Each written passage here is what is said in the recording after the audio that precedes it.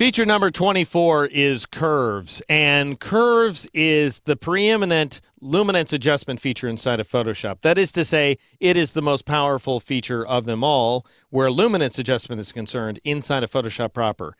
You might argue that you have even better control inside of Camera Raw, but where Photoshop is concerned, this is as good as it gets.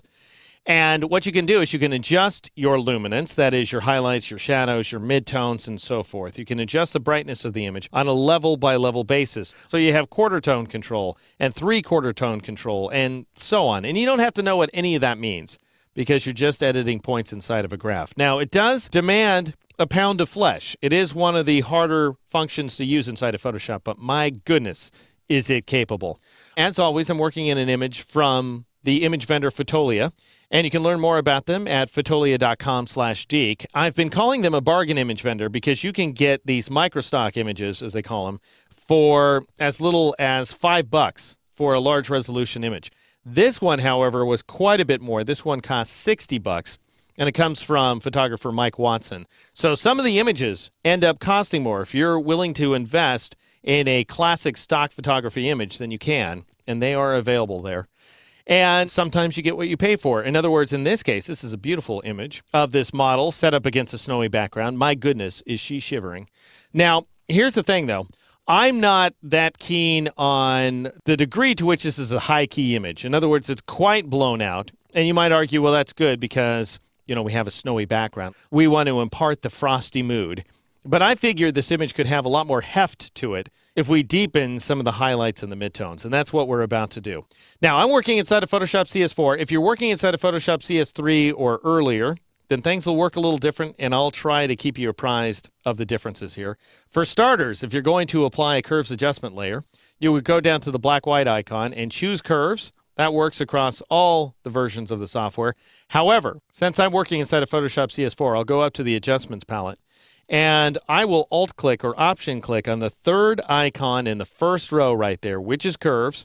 And the advantage of alt-clicking or on the Mac option-clicking is that I can name the layer as I create it. So I'll go ahead and call it heft because that's what I'm trying to add to this image. And I'll click OK. And now we get the big old curves interface here inside the adjustments palette. Now, when I say big old, I mean by default it's small. Actually, it looks like this. I'll go ahead and click on this icon here in order to reduce the size of this curves graph right there. That's no good. You want a big curves graph because right now we're seeing a graph of indeterminate width and height. I don't know how many pixels are involved here. But what you want is 256 pixels wide and 256 pixels tall because that gives you control over every point inside of your standard 8-bit per channel image. And that's the metaphor that Curves uses. So, in order to get the big graph, which you'll need, you click on this little folder icon with the arrow in it. Again, this is only inside of Photoshop CS4. You don't have to worry about it in older versions. You'll be working inside of a dialog box that's already properly sized. All right, so we're working inside of an RGB image, as presumably you will be inside of Photoshop most of the time. Every once in a while, you work in CMYK or some other color mode. But right now, I'm working inside of an RGB image. And by default, when you're working with RGB, you will see here's a graph of all the luminance levels inside the image, ranging from black over here on the left to white all the way on the right-hand side of the graph. And we're also seeing, and everything in between is in between. So black's over here, white's over here. And we have this histogram that's showing us the balance of power where the luminance levels are concerned inside of this image. So we don't have much in the way of shadows. The shadows are going to be over here on the dark side of the graph, the left side. The highlights are going to be over here on the right-hand side. There are a lot of highlights inside the image. No surprise because it's so very bright. And then we have a fair amount of midtones in between in this central portion of the graph.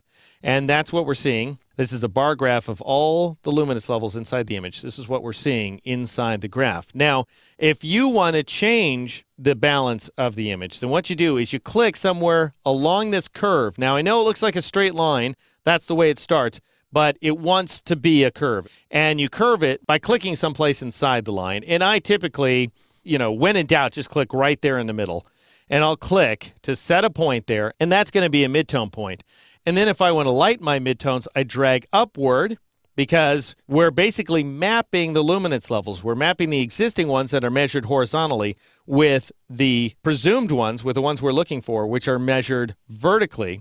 starting with black at the bottom and going up to white at the top. So in my case, I'm saying what was a medium gray, essentially, an absolute midtone, I want it to become much brighter. That's why I'm dragging it upward. And I'm making all the colors inside the image brighter as well, depending on how close they are to either being black or white. And you can see that black and white remain fixed so that I'm not clipping any colors inside my image. Now, this is not the effect that I want. So what I would do instead is I would go ahead and drag that guy down in order to darken it up. Again, I'm mostly affecting the midtones, but I'm affecting the shadows and the highlights to an extent as well. Now, if I want to gain independent control over the shadows and the highlights, then I would create additional points. For example, I'll go ahead and click on a point here inside of the highlight region. Adding a point doesn't do anything. It just gives you a significant point that you can then modify here inside the palette. And now I'll go ahead and drag it down in order to darken up the highlights independently of the midtones and the shadows. Notice that the shadows are actually growing lighter at this point because this midtone point is serving as a fulcrum. So as I drag that highlight point up, the shadows sink a little bit. As I drag that highlight point down, the shadows raise a little bit. If I want to raise them a little bit more, I could click to set a point, and then I could adjust it as well. And you can adjust these points from the keyboard. So just press an arrow key in order to move. If I press the right arrow key, I'm going to move the point to the right, and the left arrow key is going to move it to the left. And why that's significant, that's obvious. I know you know your right and your left there, or at least most of you do, presumably. Why that's significant is the left and right arrows are changing the input value, that is the luminance level that you're mapping in the first place. And then the up and down arrow, so the up arrow key is going to move the point up, the down arrow key is going to move the point down. That's changing the output value here, that is the luminance level to which you are mapping this existing luminance level inside the image. So the degree to which you are changing the shadows in my case. All right, so that's one way to work. I'm going to clear all that stuff because I want to show you a few other things you can do. And I'll clear it out by clicking on this Reset to Adjustment Default button, which doesn't exist inside CS3 and earlier. What you would do inside CS3 and earlier is you would press the Alt key or the Option key on the Mac, and you would click on what was formerly the Cancel button. It's now the Reset button. So weird, but that's the way it works. Anyway, I'll just click on this button here in order to clear things out. And the reason I'm clearing things is because I want you to see that there's some other tricks that are available to you. Now, there's all kinds of micro tricks. For example, if you're working inside of CS3 or you're working inside the dialog box in CS4, you can move your cursor outside the dialog box. It'll change to a little eyedropper, and then you can drag inside the image to see a bouncing ball move inside the graph. Now, it's confusing for a lot of folks. What in the world has happened to that bouncing ball inside of CS4? You can get to it either by going to the standard eyedropper tool, and then you have to press and hold the Control key or the Command key on the Mac, and then you can drag around and you'll see the bouncing ball. Do you see it up there in the highlight region in the upper corner of the Adjustments palette graph right there? And that's because I have the Control key down or the Command key down on the Mac. Now, that's just a bizarre trick, in my opinion, especially because as soon as you release, you're going to add a point at that position. And that's an old school thing. That works inside CS3 as well. If you control click or command click, you're going to add a point at which you click to the composite graph. All right, I'll undo that modification just by pressing Control Z or Command Z on the Mac. The other thing you can do here inside CS4, because you can't just move your cursor out here unless some special tool is selected, and the eyedropper isn't really the most flexible solution here. The better thing to do is to grab this new target adjustment tool. This is the third time we've seen it now. We saw it for black and white when we looked at feature number 36. And when we looked at feature number, I forget what, but it was hue saturation, it had target adjustment as well inside CS4 and later, and so does Curves. Curves is the other adjustment feature that has this tool available to it. Go ahead and click on it, and then you can see if you just move the cursor around, I'm not dragging, I'm just moving, I get the bouncing ball. So I can see the bouncing ball there inside the graph. Now, what's really great about this tool is now I can just click and drag to change a color inside the image, to change a luminance level. And notice my little tool cursor is showing me that I drag up and down. So its physical appearance is always giving you a clue to how it works. So I'm going to go ahead and drag, for example, inside of her shoulder. And notice that sets a point. Look over there on the right-hand side of the screen. I can't point to it for you. I'm actually pointing in space right now, but you can't see me. But over there on the right-hand side of the graph, you can see that I've created an anchor point there. And now if I drag down, I'm going to move it down. I'm just dragging down inside the image over here on her shoulder. And then if I drag it up, I'm going to move that point up as well. So I can actually just drag points inside of the image. And this changes curves. In my opinion, this one tool takes what was formerly a very complicated command, takes a while to wrap your brain around how it works, and turns it into a puppy dog. It is so easy to use because all you have to do is grab this tool and then start dragging around inside the image. So I might say, you know, this little sort of grayish area, that wants to be darker. So I'll click and drag inside of there, and I'll drag downward like so. And that does darken things up. And then if I decide, you know what, I want to adjust this point a little bit, I'll drag it down and to the left a little, because I'm modifying both the input and the output levels. And then you could drag someplace else, like in some sort of shadow detail that you want to raise. Maybe you want her eyelashes to be just slightly brighter or something along those lines. Anyway, I'm going to drag these around quite a bit in order to add that heft that I was telling you about that I think is so necessary to the success of this image. And I think this looks a fair amount better here. Now, just to give you a sense, this is the before version of the image, which now by comparison looks totally, ridiculously, obscenely blown out by comparison to my corrected version of the image. However, one of the problems is, and you'll run into this with curves, if you try to make these sorts of radical adjustments, and you do have this amazing level of control, you can drag these points willy-nilly. I mean, you can do this number right here if you want to, so that you apply a fairly preposterous correction to the image, if you so desire. And this is frequently, you'll hear these kinds of curve adjustments called arbitrary maps, because we are arbitrarily mapping the colors inside the image. Anyway, I'm going to go ahead and drag these points to more logical positions, I think.